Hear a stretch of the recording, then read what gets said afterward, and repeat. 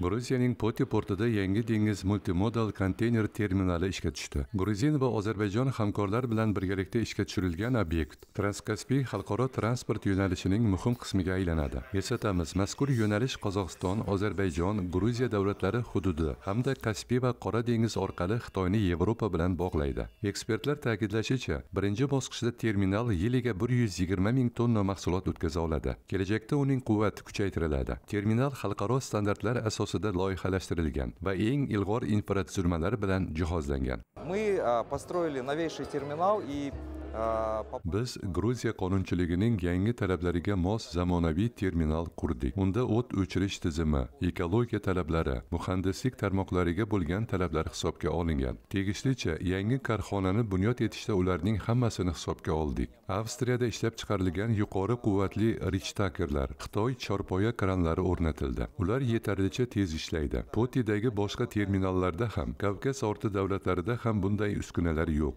Chorpoya kranlarimiz soatiga 25 ta konteyner orta oladi.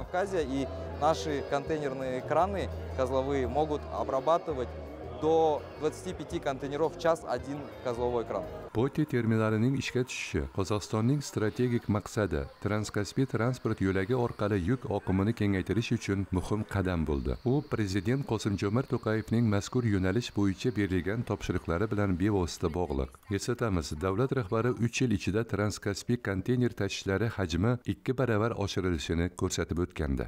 В прошлом году мы по Транскаспийскому международному транспортному маршруту перевезли 4,5 миллиона тонн.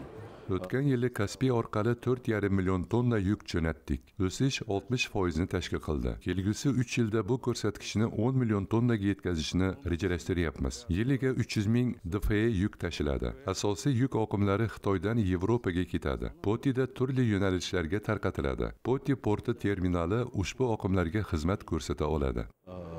Поти, сам порт Поти и терминал, который здесь построен, он как раз даст возможность обрабатывать эти грузопотоки. Analitiklar fikricha, Gruziyadagi yangi multimodal terminali ishi samarasini oradan 6 oy ham o'tmasdan turib seza boshlaymiz.